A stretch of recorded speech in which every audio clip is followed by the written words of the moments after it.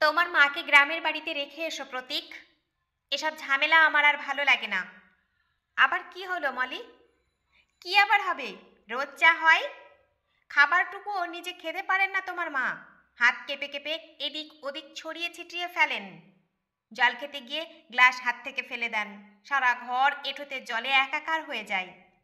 বাবুকে সামলাবো নাকি ঘরের নোংরা পরিষ্কার করব?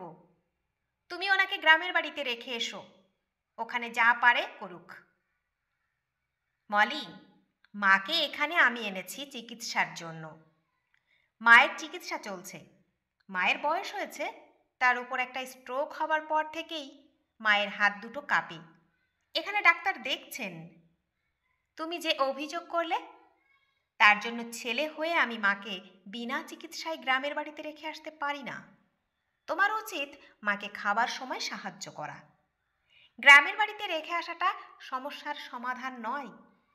যে মা আমাকে পৃথিবীর আলো দেখিয়েছে, যে মায়ের আঁচলের ছায়াতলে বড় হয়েছি, যে মায়ের আশীর্বাদ মাথায় নিয়ে চাকরি করছি, যে মায়ের আশিসে তোমাকে ও বাবুকে পেয়েছি, সেই মাকে বিনা চিকিৎসায় আমি মরতে দিতে পারবো না।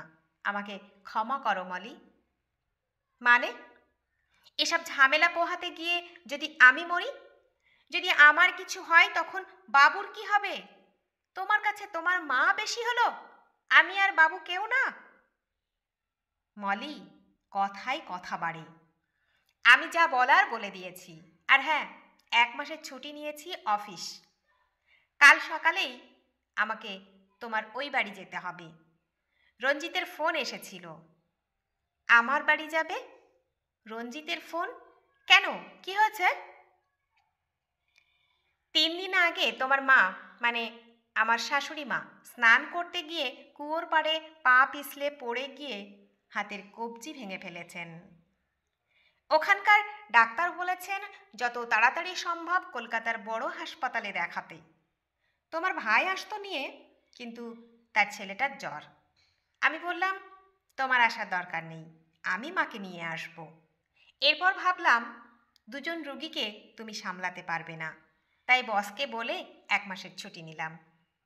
এই 1 মাসের মধ্যে 2 বুড়িকে সুস্থ করে তোলার দায়িত্ব আমার আর তোমার। হ্যাঁ, আমার শাশুড়িকে আমি খাইয়ে দেব। তোমার শাশুড়িকে তুমি খাইয়ে দেবে নাকি গ্রামে ফেলে আসবে, তুমি বোঝো। সব শুনে প্রতীকের বুকে মুখ লুকিয়ে ফুপিয়ে কেঁদে ফেলে মলি। প্রতীক মাথায় হাত বুলিয়ে দেয়।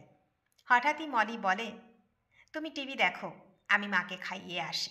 প্রতীকের মুখে ফোটে তৃপ্তির হাসি।